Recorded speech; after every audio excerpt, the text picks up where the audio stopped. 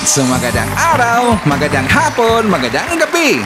Depende ho yan sa time zone ng ating lugar at sa sulok man tayo ng ating mundo. Sa mabuti tayo na kalagayan at walang sakit-sakit ang lahat. Sa mga kababayan nating OFW, ang kababayan natin na nandyan sa Pilipinas, mapagpalang araw sa ating lahat. Okay, so mga kababayan ko, well, tuloy-tuloy lang tayo sa ating babalita dito na mga tamang balita at sagutin ang mga informations na ipinapakalat ng mga fake news peddlers, ng mga anti-Marcos, lalong-lalo na ng mga fentanyl bloggers mga kababayan. Yes, dapat sila sasagutin. Bakit? Kasi maghahayaan natin sila na lagi pong naninira araw-araw kay PBBM sa mga consumer sessions sa Katagala mga kababayan, akala mga paninira ay maging totoo yan sa mata ng ibang tao. So, dapat sila sasagutin kasi ang bagong Pilipinas, bawal po ang mga sinungaling. At siyempre, kasama niyo pa rin si Sir Ivan, ang pinakabulol na vlogger sa balat ng YouTube, pero bibigay sa inyo ng mga totoo at mga preskong balita na kinukuha natin sa ating kapitbahay na social media. So, magandang buhay sa ating lahat mga bayan and happy Thursday sa ating lahat. Okay, so before na mag-start mga kabayan, well, syempre, alam na ho nating lahat na kung saan, i-check muna natin dito kung sino may mga nakapasok sa ating top 5 commenters doon sa ating last vlog. Sila pa yung tinatawag natin mga kabayan na mga keyboard warriors. Nandyan po sa ating listahan, ang nanguna po, si Robel Ferrer Official, meron siyang 98 lahat ng mga comments mga kabayan.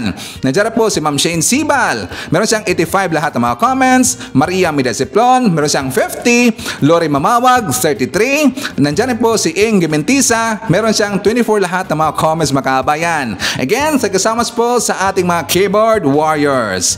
Siyempre, acknowledge po natin ating mga channel members na sila si Jose Benjo Inapiques, Gold Digger, Eva Ponsalan, Pusong Inami, Samuel Membrado, Cosmo Defender, Piz Calante, Rosetta Rowell, and Bia Bibar. Pasalamatan rin po natin mga kabayan ang nabigay po ng super thanks or pangkalamansi ni Sir Ivan. Thank you so much po kay Ma'am Andrea Giyong nagbigay sa atin ng 320 Japanese yen. Thank you so much.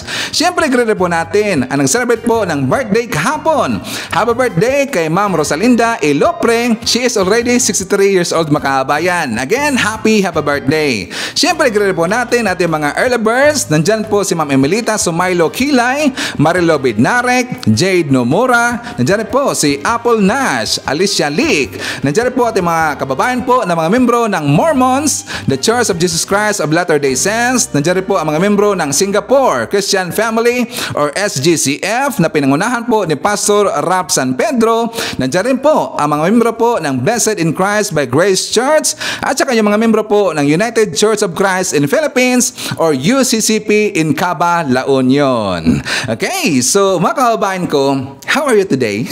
Namiss you ba Sir Ivan? So anyways, pag-usapan pa rin po natin yung nangyari po na kaguluhan rally, murahan rally doon po sa Luton, Manila mga kababayan sa Liwasang Bonifacio. Diba meron silang 1 week po na rally doon. Nung 7 days sila mga kababayan, nakita ho natin, diba, nandun po si FPRD, nandun po si Bato, si Glenchong, at saka si BP Inday Sara mga kababayan. So si BP Sara mga kababayan, alam nyo ba na nabas talaga hanggang ngayon?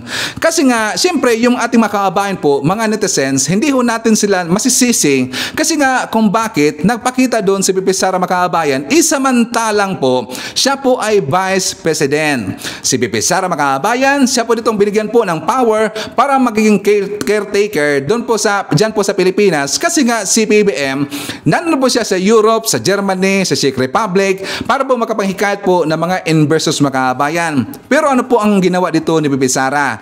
Diba? Parang binaliwalan po niya sa PBBM. At saka walang problema sana na si BP Sara ay pumunta doon sa rally mga kababayan kung ginawa lang po niya ang dapat gawin na sana gin-neutralize niya yung mga nag-rally doon mga kababayan, yung mga nagmumura doon, ang kanyang papa, yung si Glenchong na pinagmumura po dito, si Felisa, sila po doon ng iba pa, marami, si Panelo, at saka marami pang iba.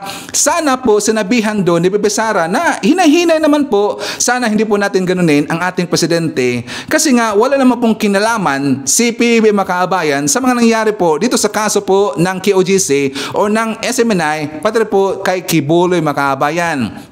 Di ba sana yan po ang kanyang ginawa doon, pero bagkus iba po ang ginawa ng kabayan, napakyot-kyot doon, napapicture-picture, at saka wala lang ginawa, basta nandun lang makabayan, di ba? Kaya nga nabas ngayon si Pipi Sara at saka panawagan po ng taong bayan na netizens, pati rin po ang mga mabatas, sabi nila, resign Sara na makabayan. Pinaparesign nila dito si Pipi Sara kasi nga nakikita nila dito na hindi po maganda ang ginawa ni Pipi Sara. Pumanig siya doon sa merong akusado sa isang akusado po na Pastor Abuloy makabayan. Siya nga pala, matatawa talaga basta Pastor Abuloy. May nakita kasi ako na t-shirt makabayan. I think si AJ yata nagsuot noon. Merong nakalagay Pastor Abuloy. So anyways, balik tayo kay Pipi Sara makabayan kasi nga hindi talaga nagustuhan po ng netizens kasi nga pumanig siya doon sa isang pastor na akusado na sana po ang ginawa po ni Pipi Sara, binigyan nito na ng advice na humarap na doon sa Senado pati po sa Kamara para malinis niya ang kanyang pangalan tungkol dito po sa mga akusasyon po ng mga biktima, ng mga resource person po na under po or hawak ngayon ni Senator Risa Hontiveros para matapos na ang kanyang problema kabayan, di ba? Pero hindi ho yan ginawa po ni Pipi Sara, bagkus pinagtatanggol niya makabayan. So ngayon ulitin ko lang po, tandaan natin na yung mga mukha, mga pangalan po ng mga mababatas natin, mga senador, at saka siyempre alam na ho natin makabayan, yung pumanig at saka nagtatanggol po doon kay Kibuloy, sabi nila kasi na kanilang kaibigan doon lang makabayan, kanila pinagtatanggol. Mabait kasi sa kanila si Kibuloy. Pero alam ko po, pinagtatapan na rito yung ginagawang kabulusagan po ni Kibuloy makabayan. Okay? So pag-usapan natin yung rally, alam ho natin, nakita po natin yung rally po na nagsalita doon si FPRD na binalahuran niya yung si Marcos Sr. makabayan, si Apo Lakay, na samantalang noon talagang puri po dito si FPRD kay Apo Lakay makabayan, di ba? Sabi pa nga niya, the number one po, the president in the Philippines, si Apo Lakay. Pero ang ginawa niya, talagang binalahuran niya, binastos niya si Marcos Sr. Dahil dito daw sa issue po ng Constitution makabayan, yung 1987 Constitution na plano pong amindahan ng ating gobyerno, ng Marcos administration, at saka yan po request po ni BBM na gusto niyang pamindahan po yung economical provisions makabayan. Pero yan po siniraan po ni FPRD, sabi niya may ibang plano daw si BBM. Okay? So after po sa rally makabayan, alam niyo ba na may nangyari doon? Ano yan, Sir Ivan? Talagang nangyari yun makabayan. Hindi ko lang nakita po sa live, pero meron kasi nag-forward sa akin na video na before yata po tinanggal po ng taga SMNI na screen record lang makabayan. Yes, may nangyari pala kay FPRD. Pero mamaya ipapakita ho natin yan. So before na mag-start makabayan, ipapakita ko muna sa inyo yung nangyari po doon sa rally na kung saan pagkatapos ng rally makabayan, after po sa 7 days night nila, di ba gumawa sila dito ng Jericho March. Jericho March ba yung tawag niyan? Yung mag-march ang makabayan, pupunta sana sila doon sa Malacanang. Di ba Jericho March ang tawag niyan? I-correct na si Saiba na kung baka mali tayo eh. I think Jericho March yung tinawag ni GDB makabayan. So ngayon, di ba, ang purpose po ng rally doon sa Loton, nang hihikayat sila dito, nagpaparami sila makabayan, nagbabakasakali sila na marami pa silang mauto dito na ating makabayan. Pero sila ay nag-fail dito. Kaya nga, devastating dito tingnan si FPRD makabayan. Kung napansin niyo po sa kanyang last speech, meron siya parang hindi niya nagustuhan na ganun lang kadami or ganun yan, wrong term. Ganun lang kaliit po ang nauto natin. 'Di ba? Medyo devastated po doon si FPRD. Kaya nga ang kanilang mission dito, napabagsikan po si PBM, pabagsikan po yung Marcos administration, hindi po nangyari makabayan. Which is supposed to be po yung kanilang Jericho March na ginawa, papunta na sana sila doon sa Malacanang makabayan para po kalampagin po yung Malacanang at para po hatakin si PBM palabas po ng Malacanang makabayan. Hindi yan nangyari. Bakit, Sir Ivan?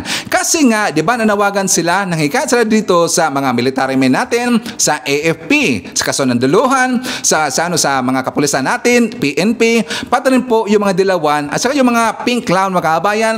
Sila po ay hindi sinakyan dito ng mga pinklawan at saka ng mga dilawan. Kasi nakikita po ng mga pinklawan at saka ng mga dilawan na okay naman po paghawak po ni BBM, pagpatakbo ni BBM sa ating gobyerno ng Pilipinas, nakikita ho yan ng mga pinklawan at saka ng dilawan na okay po yung ginagawa po ng ating Pangulong si PBBM, mga kababayan. Nakikita nila na unti-unti po ditong gumaganda po yung kinamihan ng Pilipinas, unti-unti po itong natugunan po yung mga issue dyan sa Pilipinas, kaya hindi po dito sinakyan ang gustong mangyari po na mga DDS, na mga membro po ng KOGC, ni Kiboloy, na pabagsakin po ang pamumuno po ni PBBM, mga kababayan. Hindi nila sinakyan. Kaya nga hindi po nangyari ang kanilang Jericho March na supposed to be pupunta sila doon sa Malacanang, mga kababayan. Hindi po nangyari. At saka nakita ko rin po doon sa live po ni JDB, mga kababayan, na kung saan ang sabi po ni JDB, pati po yung kanyang kasama doon na sila si Go Philippines, pati po yung isa, mga kababayan, nakalimutan ko yung pangalan na sabi nila na unti-unti lang lumiliit yung mga nagpuntahan doon sa rally, mga kababayan. Di ba ang ambisyon po at gusto po dito na mga Maka Duterte na dadami pa yung kanilang mga auto dito at pupunta doon sa kasasama sa kanila sa rally, mga kababayan. Hindi po yan nangyari. Bagkos, unti-unti pong lumiliit ang kanilang rally, mga kababayan. Yan po yung sabi po sa kasama po ni JDB kasi nga from the first day until 7 day, mga kababayan, nandun na sila po nakatambay at saka naobserbahan nila kung gaano po kadami yung mga nagpuntahan doon sa rally sa Luton, Manila, mga kababayan. Kaya nga, it's a big failure ang nangyari po na rally doon sa Liwasang Bonifacio, mga kababayan. At syempre, marami pang iba. Alam niyo po si Sir Ivan, marami itong binibitawan dito ng mga pasabog every time na maglalabas tayo ng mga bagong balita dito sa ating channel. Okay, so before na magsama, mga kababayan, siyempre, kukumustahin ko muna kayo at saka shoutout natin ating mga pinalangga po na mga legends, ang ating mga senior citizen. Hello po, kumusta? I'm hoping po na nasa maayos kayo na kalagayan. Kukumustahin rito na, mga kababayan, ang mga pinalangga natin na mga Marcos loyalist. At siyempre, nandyan rin po mga kababayan nating DDS all over the world.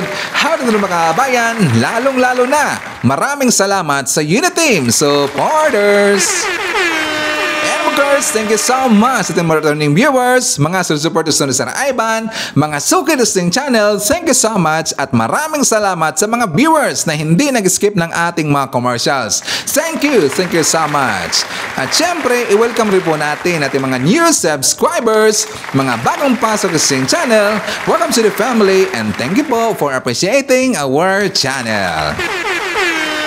Okay, so before na magsama, kababayan, siyempre i-welcome rin po natin ating mga kababayan po, mga viewers na mga pinklawan at saka yung mga dilawan. At siyempre, nandyan din po yung ating mga kababayan po na mga ok-ok ng lipunan na lagi pong nakabantay kay Sir Ivan. Gusto nilang busalan po si Sir Ivan pero hindi yan mangyayari. Bakit? Kasi nga, suportado po ng mga loyalista, suportado po ng mga Marcos supporter at saka suportado rin po si Sir Ivan na mga DDS na mga matitino dito sa ating channel. So, hindi nila kayang tumpahin si Sir Ivan, kababayan. Dadaan mo na sila sa kamay po ng mga loyalista.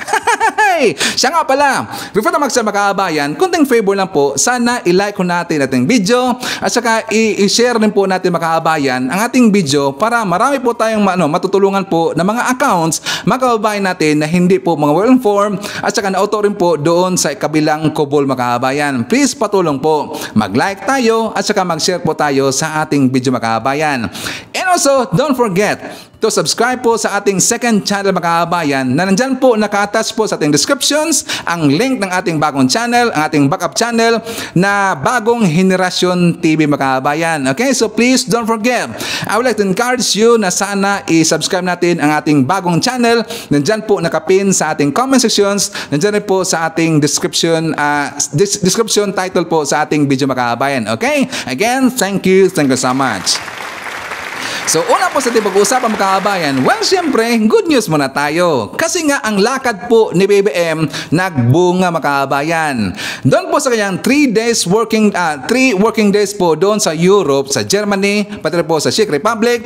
Alam nyo ba, nakapag-uwi po ng worth $4 billion na investment sa CPB mga kabayan. So yung $4 billion, i-convert natin yan, 220 billion pesos na worth of investment nakuha po. Yan po ay nasilyuhan na ni PBB mga kabayan at yan po ay baon. Dadalhin niya papunta sa Pilipinas mga kabayan. So for more details, let's watch this. Naging makasaysaya po ang pagkikipagpulong ni Pangulong Ferdinand R. Marcos Jr. sa mga negosyante sa Germany. Siya kasi ang kauna-unahang leader ng Pilipinas na humarap sa kanilang business community makalipas ang 10 taon. Yan ang ulat ni Kenneth Pasyente. Aabot sa $4 billion sa 220 billion pesos na halaga ng business deals ang naselyuhan kasunod ng working visit ni Pangulong Ferdinand R. Marcos Jr. sa Berlin, Germany. Iprinisinta mismo kay Pangulong Marcos Jr. ang napirmahang mga Memorandum of Agreement at Letter of Intent na naglalaman ng naturang mga business deal. Sakop nito ang mga sektor ng healthcare, agrikultura, automobile at iba pa. Bagaman may mga potential investor na ang bansa, binigyang diin ng Pangulo sa harap ng German business leaders bilang kauna-unahang presidenteng dumalaw sa Germany sa loob ng 10 taon na patuloy na ginagawa ng pamahalaan mga hakbang para maging investment hub ang Pilipinas, lalo na sa Germany bilang European country na may pinakamalaking ekonomiya. We are grateful for the interest of German companies to support the Philippines' commitment to sustainability and climate resiliency through the renewable energy investments that we receive and were accounted as a top sector from Germany in 2023. Kaya giit ng Pangulo, nagtatag na ang Pilipinas ng ilang energy transition policies para maisulong ang pagiging energy efficient ng Pilipinas. Ipinunto rin ng punong ehekutibo na sinisikap ng gobyerno na mabawasan ang carbon emissions sa ekonomiya ng bansa sa pamamagitan ng pagbuo ng programa para makamit ito. I have high hopes that we can welcome the opportunity for greater cooperation on climate change and energy transition. Aligned with our efforts on decarbonization, we are positioning ourselves as a regional hub for smart and sustainable manufacturing. And to achieve this, we are at the forefront of attracting sustainability-driven strategic investments powered by renewable energy. Ibinida rin ng Pangulo ang ilang hakbang ng pamahalaan ukol sa investment, kabilang na ang pag-amyenda sa ilang batas para mapalakas pa ang pamumuhunan sa bansa, kabilang na ang Public Service Act, Foreign Investment Act, Retail Trade and Liberalization Act at Renewable Energy Act. Gayun din ang pagpapabilis ng business registration at pagpapatibay ng ease of doing business. I invite esteemed German business leaders to continue to keep in mind the Philippines as a reliable partner that can support your market expansion and your operations.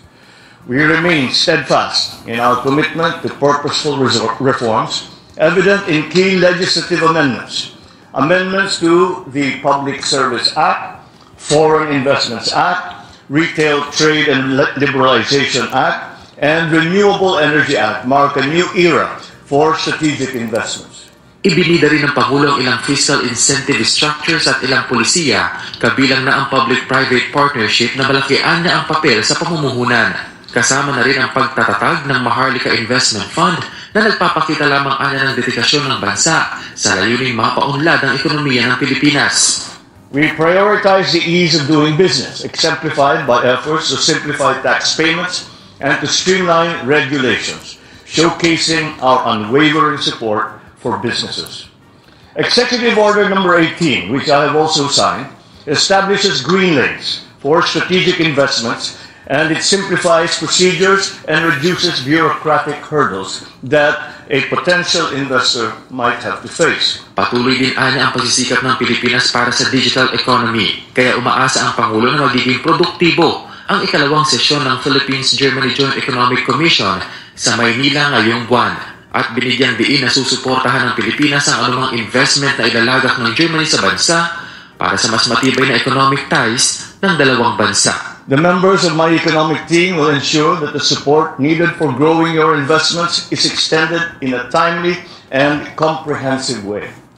together with you, as our strategic partner, we can make these investments happen in the Philippines. Ito yung schedule ko. Saan yung pasyal? This is my schedule for today. Where's the paseo? Wala. You know, yung kasama nyo kami. You know, we don't make pasyal. Even in the places that I know or I've spent a lot of time with, hindi ko napupuntahan yung mga dati kong pinupuntahan because we're here to do this. And as to the other comments, confused kasi ako sa PRRD, papalit-palit eh.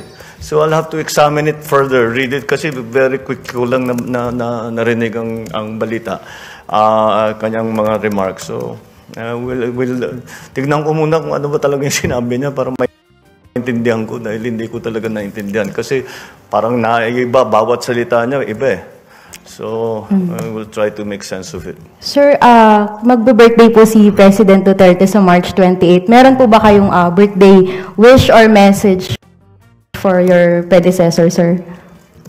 Well, yes. We will, of course, wish him a happy birthday and many happy returns. At talaga namang, that is, tayong mga Pilipino, ginagalang natin yung mga very important occasions na ganyan. Like I told you before, that is, although there is an official greeting from the Office of the President, there will also be a greeting. Personal ko namang kilala si PRRD. So, yeah, like I've told you many times before, hindi ako na member personal. Para sa akin, hindi naman madali, pero nahihiwalay ko yung trabaho at saka yung personal. So, I don't see a problem there.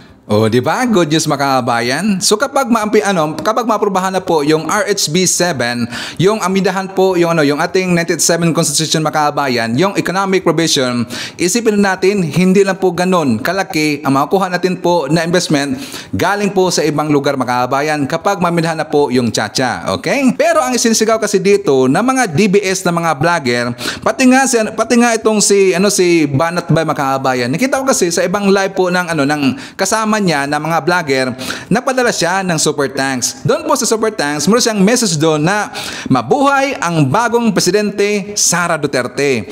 Presidente na daw si Sara Duterte mga kabayan kasi nga siyempre siya po yung caretaker ng Pilipinas kasi nga wala pa si PBBM mga kabayan. Presidente na kaagad ng Pilipinas. Isipin ho natin, kaya ba ni no comment yung ginagawa po ni PBBM mga kabayan? No, real talk lang, real talk mga kababayan. Kaya ba na ni BP Sara yung ginagawa po ni BBM? Well, alam niyo po, advice ko kay BP Sara, kung may plano siya rito na magpresidente, sana dapat mag-experience muna sa makabayan. No, di ba nakita natin po sa karakter po ni BP Sara sa kanyang kakayahan na parang mahirap pa talaga eh. Paano sa totoo lang para sa akin, kung may plano po si BP Sara na tatakbo po bilang presidente sa year 2028, sana dapat mag-study sa makabayan. Kasi nga dapat hindi siya dito nakaalalay lang or nakasalalay lang dito sa kanyang mga advisors, sa kanyang mga abogado. Kasi kapag siya po'y kakausapin na dito ng mga investors po ng ibang lugar sa US, sa Singapore or whatsoever, baka ang sasagot niya makabayan, no comment lang. Di ba? Delikado tayo. Pero ngayon, ginawa nilang presidente. So, advice ko po kay BP Sara, dapat kukuha pa tayo dito ng more experience. Kasi nga, nakita ko dito parang mahirap pa. Hindi pa niya kaya makabayan. Pero yung iba, yung mga nagrarally doon na baba na PBBM daw, pinababa na nila, pinaparasan sa PBBM, gusto lang ipa-replace po or mag-take over si BP Sara, pa sa akin parang mahirap talaga eh. Hindi pa kaya makabayan. So anyways, more tayo po sa ibang usapin. I-insert natin dito yung tungkol po doon sa pag-iingay po ni FPRD.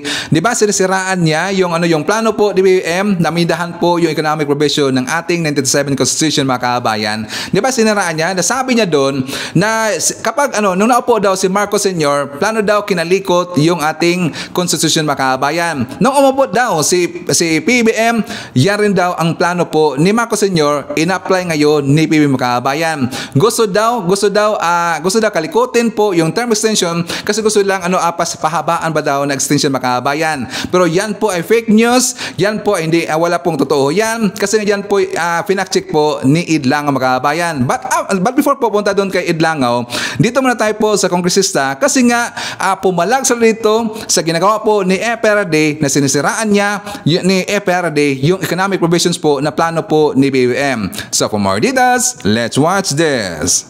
Tinalaga ng ilang kongresista ang mga banat ni dating Pangulong Rodrigo Duterte sa Administrasyong Marcos kaugnay sa charter change. Pinuna rin nila ang pagdalo ni Vice President Sara Duterte sa prayer rally. Nasa frontline ng balitang yan, si Marian Enriquez. Basta panahon ng Marcos, napakialaman talaga yung konstitusyon. Huwag kayong pumayag na ganon.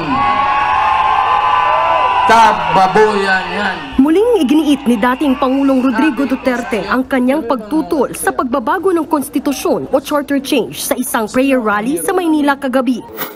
Pero kahit sabihin daw ng mga kongresista na economic provisions lang ang kanilang gagalawin, hindi raw malabong pati term limits ng mga politiko ay pakialaman nila. Gusto pahabain. Sila lang naman yan yung gustong mapahabain ang termino nila.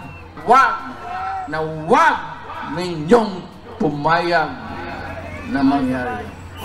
Ang mga banat na yan ng dating Pangulo, pinalagan ng House leaders.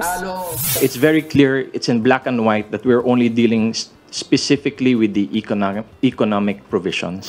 We have never discussed a single thing about anything na political, extension of terms. Sinabi po natin ang political chacha po. It will come when the economy is blooming, when the economy is better. May mga tao dito kayo. Binatikos din nila ang prayer rally kagabi na para sana kay Pastor Apollo Kibuloy na nahaharap sa kontrobersya. Prayer rally daw ito, pero bakit pinupolitika? The personalities who are there should be the personalities who are first and foremost na dapat nandyan na tutulong sa gobyerno para ayusin yung mga problema natin. Hindi yung dadagdagan pa yung mga political tension. Nakasasama rin daw sa ekonomiya ng bansa at mga sanay investors ang patuloy na paninira ni Digong sa kasalukuyang administrasyon. Hindi naman daw alam ng mga kongresista ano ang pakay ni Vice President Sara Duterte sa pagdalo bilang crowd sa nasabing prayer rally. For me personally,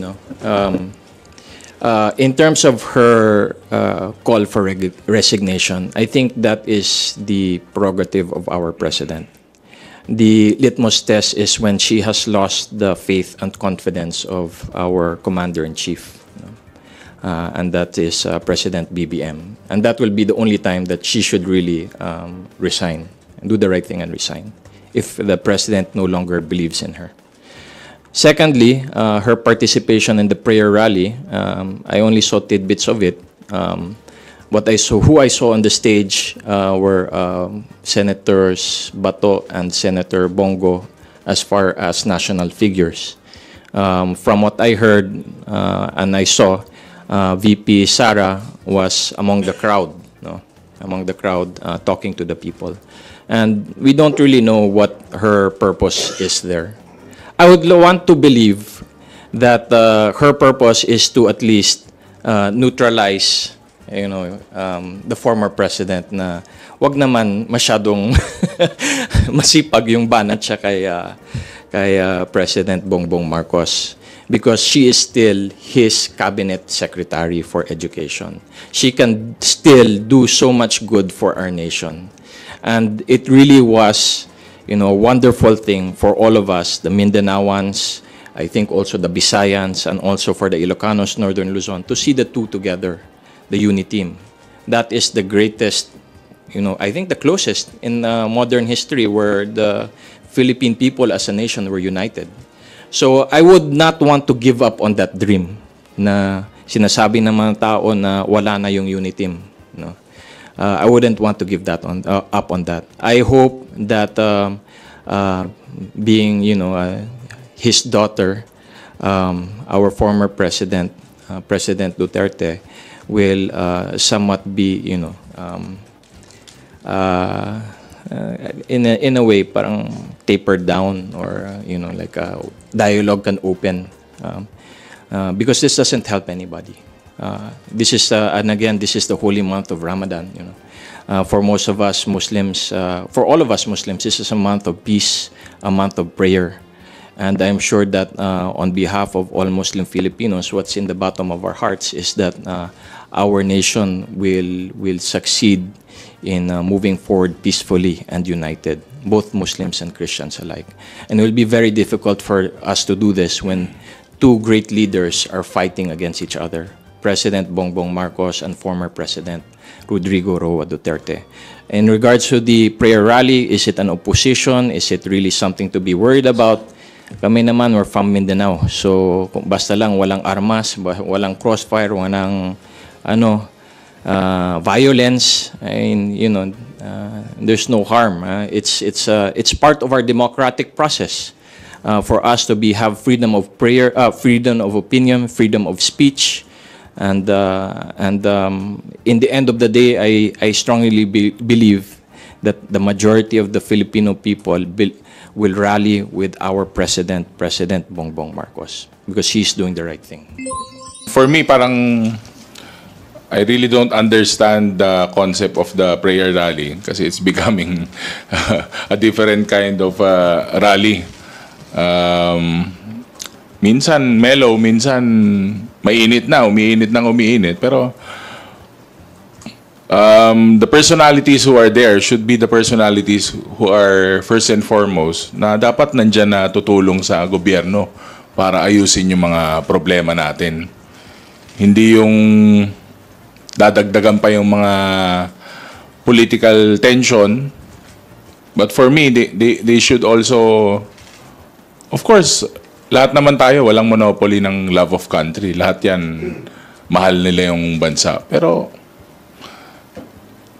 mas marami pong malalaking problema yung bansa kaysa mag-uumpisa tayo, stir the pot with political problems, political accusations, yung mga hindi na po kailangan na sinasabi sa entablado na syempre it will only agitate the public, yung mga nagrarally. So I encourage them na tulungan natin yung gobyerno natin, tulungan natin si Presidente Bongbong Marcos kasi ang aga po ng politika. Napakaaga po. So, tulungan po natin yung bansa. Okay, kung sasakyan natin po yung trip po ni FPRD Makabayan, nasabi niya na ang plano daw ni PBBM para po kalikutin yung term limit mga kabayan ng isang politiko o isang presidente. Well, para sa akin, kung mangyari ho yan, walang problema ho yan sa akin mga kabayan. As long as nakikita natin na yung isang presidente or vice-presidente, maganda po yung kanyang ginagawa, maganda po yung outcome po ng mga plano, mga future projects, walang problema sa akin na magkaroon sila ito na mga another po, meron sila itong extension po sa kanilang pamumuno makabayan or another extension. Wala problema sa akin yan as long as nakita na po natin, katulad po sa ginagawa po ng ating Pangulo, si PBBM, di ba kitang-kita lang na natin, very visible po. Kahit po yung mga pinklawan, mga dilawan, nakita ho natin yan na maganda po yung pagdadala ni PBBM ng ating Pangulo ang Pilipinas. Meron pong maganda, unti-unti pong nakita po na gumaganda po yung ating ekonomiya sa Pilipinas, mga investment, nagpasukan na, at saka nabibigyan po dito ni PBBM na mga magandang pong trabaho, nagkaroon dito na maraming trabaho po ang mga Pilipino. So yan po yung okay po kay Sir Ivan, walang problema sa akin. Magkaroon dito ng term extension, no problem ho yan. Diba? So anyways mga kabayan, tungkol po sa aking sinasabi doon sa aking intro na kung saan may nangyari pala after po sa speech po or malapit nang matapos yung speech ni FPRD kasi yun pala po pinatapos mga kabayan or pinastop na po. Meron mga palang nangyari po kay FPRD Makabayan. So nangyari si Ivan? Kasi nga napansin namin na nautal-utal na pala si FPRD Makabayan. Parang unti-unti siya ditong nawala sa kanyang sarili. Yes, totoo po. Actually, tinanggal ho ito doon sa, sa kanyang live. Pero buti na lang, meron pong nakasave po nating kababayan, man forward po sa ating mga kababayan. So ipapakita ko lang po sa inyo. Siguro ang nakikita ko dito mga kababayan, meron pong sakit si FPRD at mukhang lumala pa mga kababayan. Kasi nga parang siguro devastated siya dito, masyado siyang nasaktan dito. Kasi nga ang kanyang plano po na pabagsagin po yung Marcos administrations, hindi nangyari mga kababayan. So for more details, let's watch this. Babae mo na.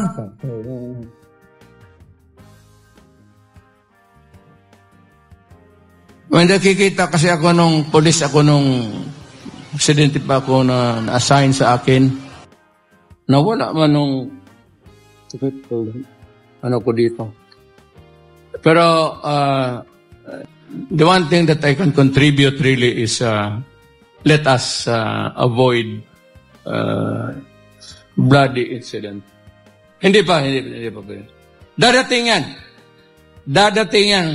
Talaga. Pagdalang itong si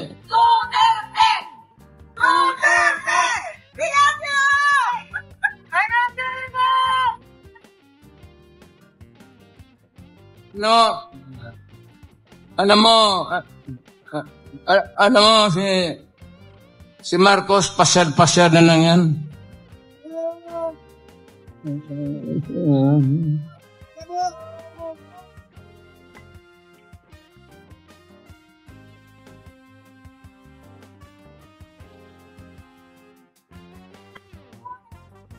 Wala nang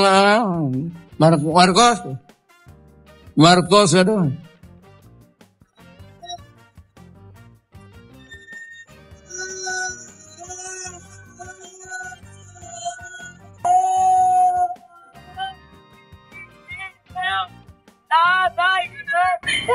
Ano yung naobserbahan yung mga kababayan? Di ba mukhang yatang inatake si FPRD? Kasi nga, di ba, nautarto na siya, parang wala na sa isip mga kababayan. Kasi nga masyado siyang nasaktan siguro dito, di ba? Hindi niya inaasahan na ganoon lang po kaliit ang pumunta doon sa rally mga kababayan, which is ang kanyang expectations dito. Kasi nga, pumunta siya doon, mas dadami pa or mag-times 3 mga kababayan. Pero hindi po yan nangyari. Siguro, nasobrang siya sa pag-isip dito, pero siyempre, maedad na po si FPRD mga kababayan. So ngayon, nagsisihan na ngayon yung mga vlogger. Nagsisihan na mga kababayan kung bakit ba daw pinapapunta pa si FPRD doon sa rally, samantalang hindi na po stable ang kanyang health mga kababayan.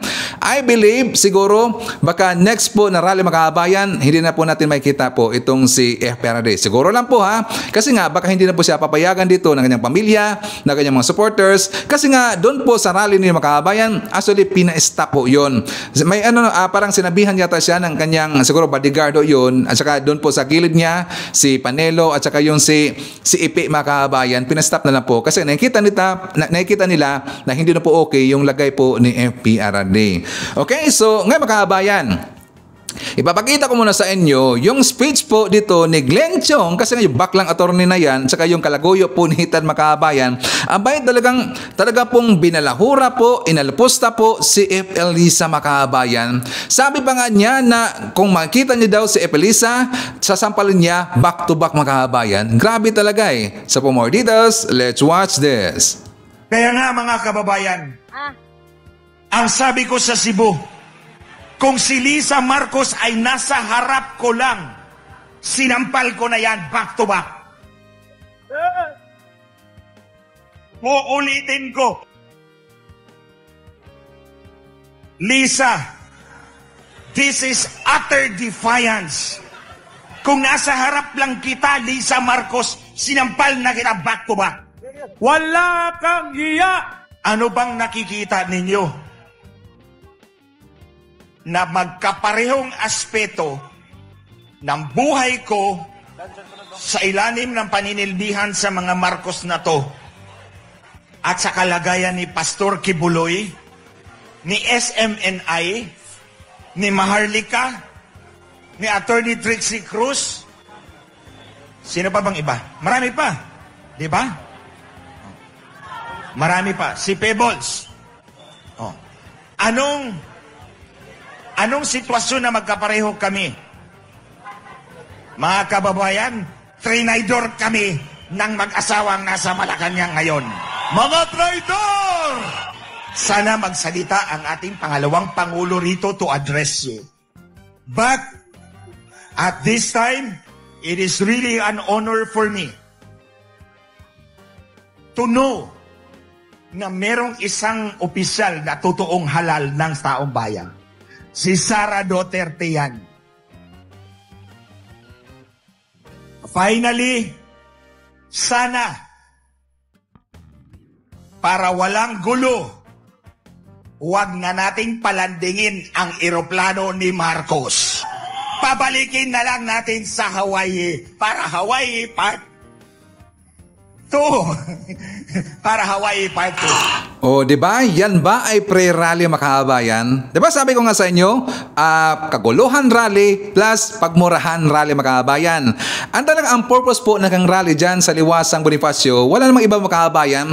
Gusto talaga nila na pabayan po sa pwesto si PBBM. Wala namang iba mga kababayan, di ba? Ang sabi pa kanila na nagpunta daw sila dyan sa rally nila yan para pagbibigay dito ng suporta po kay Kibuloy kasi daw nanawagan sila doon sa Senado, pati po sa Kamara kasi daw hindi nabigyan dito ng patas po na laban si Kibuloy mga kababayan. Pero bakit sila napunta doon kay Felisa? Bakit sila napunta doon kay PBBM? Di ba? Mga gonggong talaga eh. At saka sabi pa niya, ano daw ang ating naobserbahan sa aspeto po dito sa ginagawa po ng gobyerno natin, dito po daw sa kanyang kalagayan kay Glenchong, kay Maharlika, kay Pebos, si Pebos na mention pa mga kababayan. Well, napakasimple lang po yan sasagutin. Bakit sila tinanggal po o hindi po nabigyan dito ng pwesto ni BBM, pati po ni Felisa mga kababayan?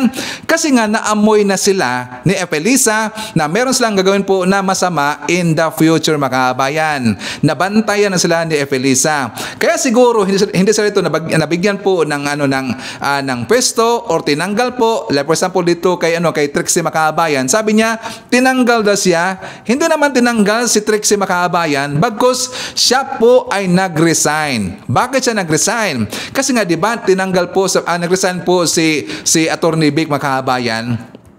Dahil po doon sa controversial po na issue doon sa sugar po, 'di ba? 'Di ba nag-resign po si Attorney Vic. After that kasi nga si Attorney Trixie at saka si Vic makabayan, magkaibigan kasi sila, puro sila DDS. Kaya sumunod din po itong si Trixie doon kay Vic, pati po siya nag-resign makabayan. Sabi niya tinanggal daw siya. Fake news talaga eh. Kaya nga yung mga gunggong na yan, buti na lang sila po tinanggal makabayan kasi sila po yung mga salot ng lipunan, doon po salot ng gobyerno kapag naupo pa sila sa gobyerno mga kababayan, di ba? Mga salot yung gunggong na yan, butin lang nangyari sa ganyan. So anyways mga kababayan, sabi pa nga niya, sasampalin niya daw si Felisa. Kaya ba niya nasampalin si Felisa mga kababayan? Di ba? Puro satsat itong gunggong na ito, itong bak na ito, puro satsat talaga eh. Nahawa na talaga ito kay Tad mga kababayan. Kasi si Tad, hero nila yan eh. Sasampalin niya daw. So anyways, meron po ipapakita sa inyo na balita mga kababayan. Kasi nga si Felisa, ang kanyang pangalan, ginamit kasi dito ng mga kriminal na ang pangalan po ni Felisa mga kababayan para daw makapagpangikil ng pera. Ginamit po ang pangalan po ni Felisa mga kababayan. So for more details, let's watch this.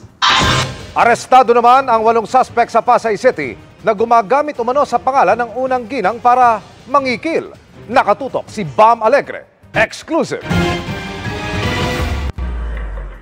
Sa undercover video na ito mula sa mga otoridad, kita ang isang lalaking kumakain sa isang restaurant sa Pasay kagabi. Hindi kita sa video ang kasama niya pero kitang may kausap siya habang nasa lamesa. Entrapment operation na pala ito na ikinasa ng Criminal Investigation and Detection Unit o CIDG laban sa suspect. Inirereklamo siya ng pananakot umano ng mga negosyante sa Pasay na ipapasara ang kanilang mga establishmento kung hindi magbibigay ng padulas. Nang maidokumentong pagtanggap ng suspect ng bulto ng pera mula sa kausap, inaresto na siya sa kasong robbery, extortion o pangungutong. Na-corner din ng mga otoridad ang mga kasama niyang nasa paligid lang ng isagawaang operasyon. Nagkaroon kami ng setup, gumamit kami ng isang complainant na magbibigay ng pera sa kanila, yung tinatakot nila. Actually, yung usapan nila ngayon nasa 5 million. Pakilala umano ng suspect at ng mga kasamahan niya na naaresto rin ng CIDG. Mga government officials sila na konektado kay First Lady Lisa Araneta Marcos. Matapos makipag-ugnayan ng pulisya sa opisina ng First Lady, pati sa ilang mga complainant, ikinasa ang operasyon laban sa mga suspect. Sinisikap ng GMA Integrated News na kunan ng pahayag ang Malacanang. Babala lang po sa mga kababayan natin, lalong-lalo na itong gumagamit sa pangalan ng ating First Lady o sa Malacanang, na mag-ingat, kilalanin yung mga taong ito. Kasi wala hong katotohanan yung pinagsasabi nila na nanghihingi ng pera o anuman ang ating First Lady, Lisa Araneta Marcos, sa mga sino man para makapesto. Hindi nagbigay ng pahayag ang mga suspect sa mga bintang sa kanila. Iimbestigahan pa ng CIDG-NCR kung gaano kalawak at katalamak ang kanilang operasyon. Grabe mga kababayan, no? Marami talagang sumisira ito o nainira po sa pangalan po ni Efelisa. Grabe yung mga ukok talaga eh. So anyway, bago ito mag-jump po sa next topic mga kababayan, isa muna natin. Nandyan po si Ma'am Len Gonzales, Blissy Carunan, Eloisa Villanueva, Olivia Lupigalek, nandyan po si Romana Manuel, Maricruz Hernandez, Price Gasul, Rosemary Ferrer, Solid Loyalista, Liani Reed, nandyan po si Marcos Teller, hi to Army Lagaso, Leonardo Steliero, Joyful Pinay, John Kuan, Gina Orfelia, Cathy Ramos, Christina Dapitan, hi to John Wick.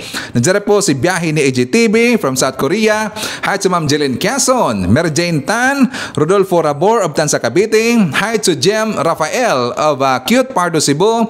Nandiyan po si Ashen, Shannon Reyes, PD Vlog, hi to Evelyn Garcia, John Mer Vlog, and Monez Borromeo. Okay, so ipagpatuloy natin mga kaabayan, di ba napag-usapan na ho natin yung tungkol po doon sa paninira po ni FPRD doon po sa plano po sa pagrebisa ng ating economical provision ng ating constitution mga kababayan. Ipapakita ko muna sa inyo yung ating sagot po doon kay FPRD para siya madiba mga kababayan. So for more details, let's watch this. Ang una talang gumalaw nito, iba-iba niya, si Marcos.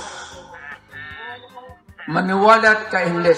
Totoo naman na kinalikot ni Marcos Sr. ang konstitusyon at gumawa pa ng bagong konstitusyon. Pero hindi siya ang unang nagamenda ng saligang batas. Ang isa sa mga pinakaunang pag-amenda ng konstitusyon ay bago pa mag-World War II. Ang 1935 Constitution, binuo ng isang Constitutional Convention, sinertify ng US President at niratify ng mga Pilipino noong May 1935. Pero ang original na bersyon nito ay unicameral. Ibig pong sabihin, walang Senado o Kongreso, isang legislatura lamang. At ang Pangulo at Pangalawang Pangulo merong 6-year term at walang re-election. Ngayon, taong 1940, inamyendahan ng National Assembly o yung Kongreso noon ang konstitusyon. Ginawang bicameral na ang Assembly at may Senado at Kongreso na. Ginawang 4-year terms ang Pangulo at Pangalawang Pangulo na merong 1 re-election. At dagdag pa ni dating Pangulong Duterte, ang pangalawang gustong mag-amyenda ng konstitusyon. Ang pangalawang taong gustong kumalkal ng konstitusyon natin, Marcos.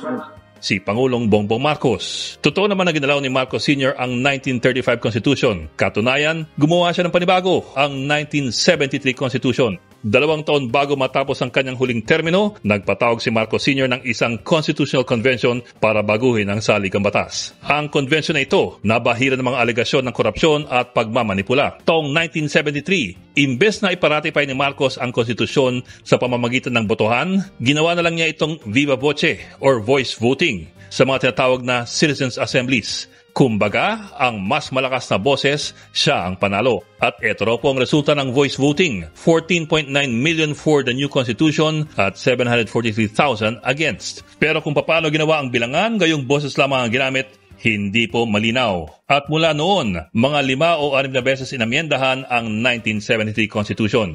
Pero parang nalimutan ni Pangulong Duterte ang lahat ng iba pang Pangulo na nagbalak ding baguhin ang konstitusyon. Kasama na rin siya. Noon palang panahon ni dating Pangulong Fidel Ramos, maugong na ang tulak para amyenda ng konstitusyon at bigyan ng isa pang termino si FVR. Dito unang lumantad ang grupong pirma at ang panukala para sa People's Initiative. Pero binaril ito ng Korte Suprema taong 1997 dahil kulang pa ng enabling law para sa People's Initiative. Panahon naman ni Pangulong Estrada, tinawag ito ni ERAP na Constitutional Correction for Development.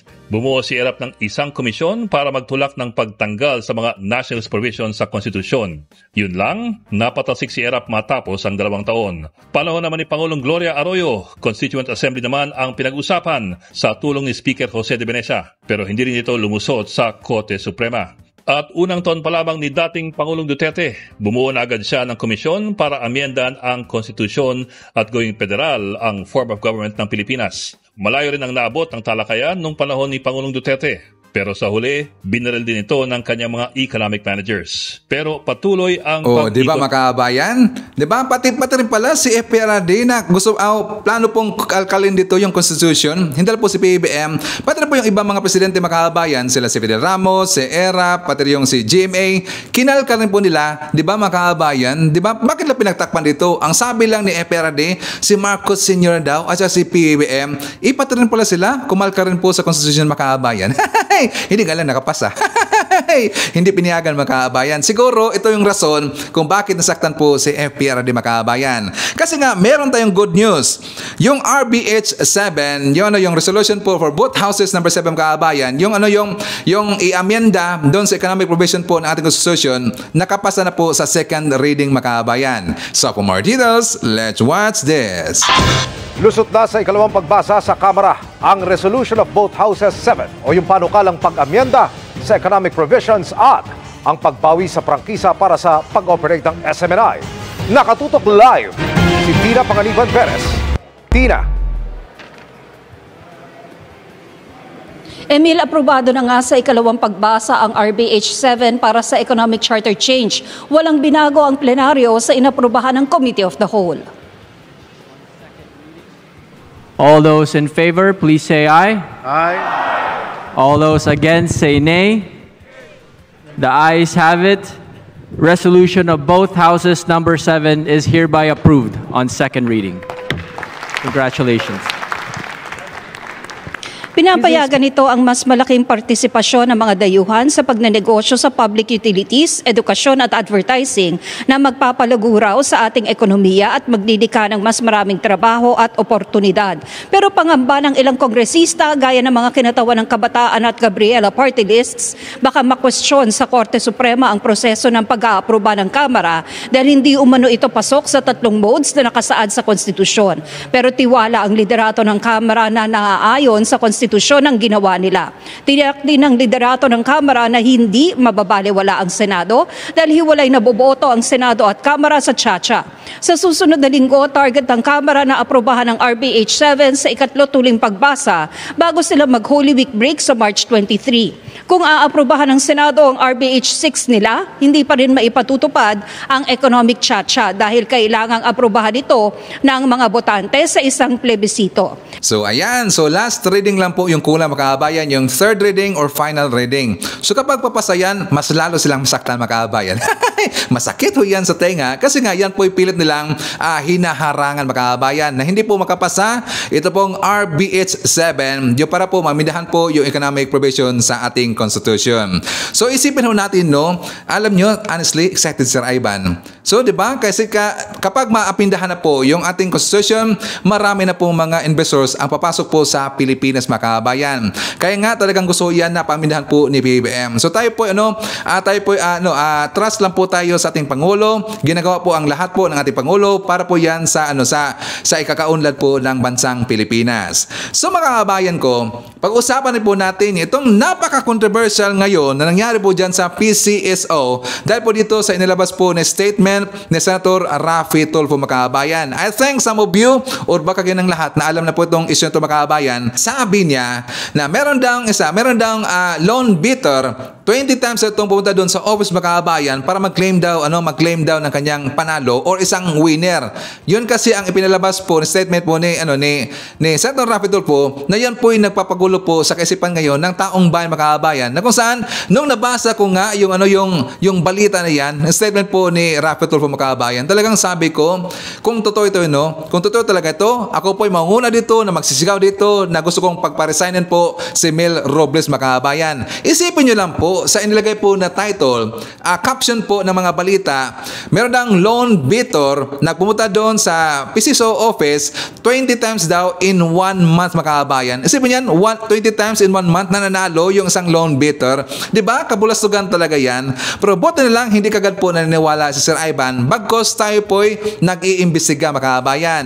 So ang ginawa ko nung una, kasi nga yung classmate ko doon sa Leyte, may-ari kasi siya ng lutuhan, mga kabayan. So ang aking classmate, kununta ko po, sabi ko, mate, nakita niyo na ba yung pasabog ngayon ng Santo Rapi Tulfo na meron dang isang loan beater pumunta doon sa PCSO para mag-claim po ng kanyang panalo 20 times daw in 1 month.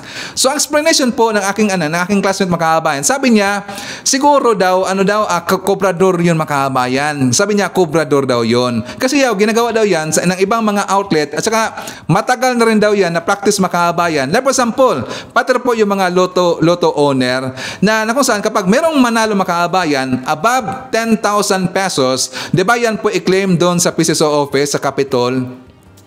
Na instant po na pumunta doon yung nanalo kasi nga medyo malayo, mga kabayan. Pwede kasi pala yan pag-isahin po ng isang loto owner o yung mga Cobrador at saka from there, siya na po yung pumunta doon sa office, mga kabayan, sa po yung makobra. Kaya nga yung balita po na 20 times daw lahat na punta doon ang isang loan beater, nanalo daw in just 1 month, mga kabayan. So sabi pa nga niya na hindi lang po 20 times. Meron dang instances na baka 35 times, 40 times, na isa lang pangalan po ang nanalo, mga kabayan.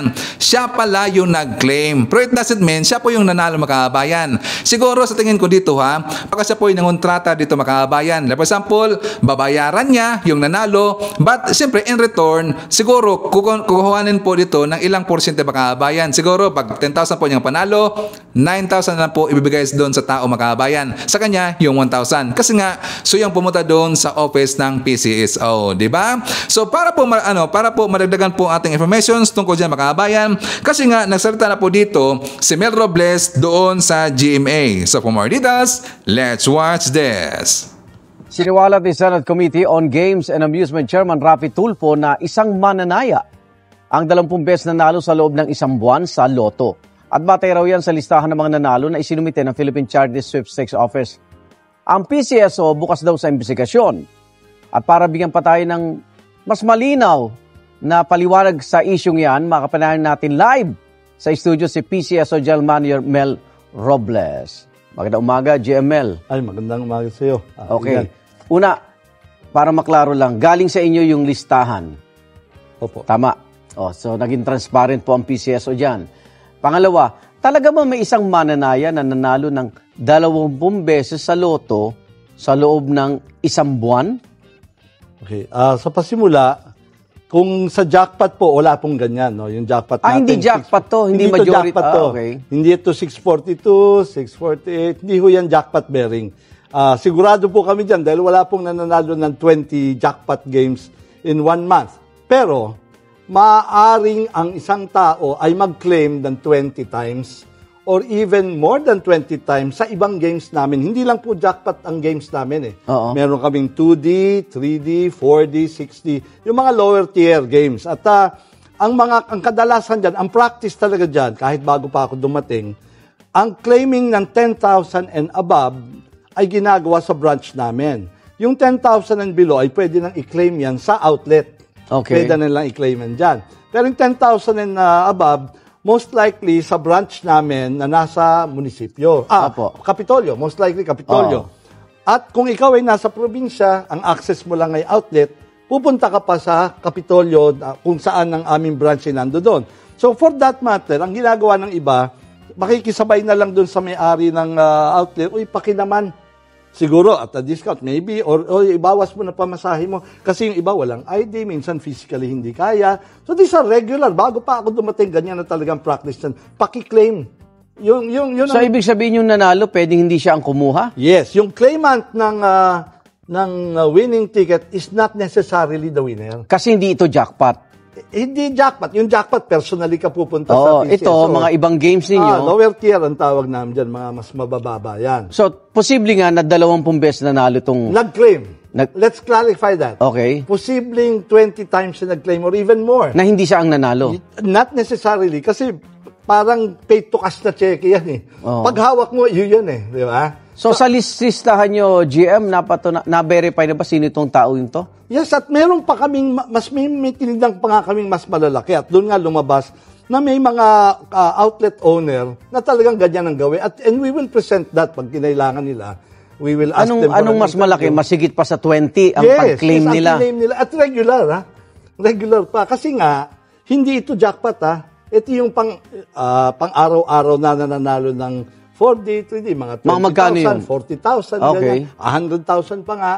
So, kasi 300,000 na ba? Posibleng itong taong ito, utusan lang ng mga nanalo. Or pinakinga na pwede nga... O siya rin ang nanalo? Pwede rin siya rin ang nanalo, pero hindi conclusive yun na siya ang nanalo. Lalo na kung jackpot, hindi imposible. Hindi, kasi kung siya ay regular na pumupunta sa PCSO dahil claimants o nanalo, siya na rin yung laging uutusan pumunta. Hindi lang yun. Pwede ba yun? Pwede ho yun. Saka yung may-ari nga ng Lotto Out, regular na kumukuha ng papel yun Okay. Sa branch namin. So, very natural na kung sino man yun, makikisabay ka na kasi for so many reasons. Okay, so yan po din mga kalap na mga balitang ng araw. Kung nakaabot ka po sa portion na to, sana nakapag-like na ho tayo. Libre po ang mag-share, libre din ang mag-subscribe. Again, maraming salamat sa mga viewers na hindi nag-skip ng ating mga commercials. Thank you so much.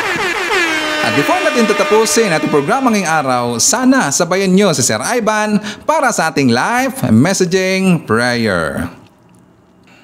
Panginoon, nagsusumamo po kami na tulungan mo kaming mahanap ang tamang paraan upang malutas ang aming mga problema. Pakiusap na ipadama mo pong muli sa amin ang iyong pag-ibig. Nananampalataya po kami sa iyo at alam naming binabantayan mo po kaming lahat. Nalalaman mo po na kami ay nasa isang malungkot na sitwasyon. Diyos, na siyang nag-uutos at nagmamahal sa amin, pakiusap po na dinggin mo ang aming mga panalangin. Panginoon, naway pagpalain mo po ang lahat ng pamilyang Pilipino. Pakiusap po na patuloy mo silang akayin at ingatan. Ito po ang aming dasal ngayong araw. Amen. So maraming salamat mga kababayan, and I hope to see you again on my next video.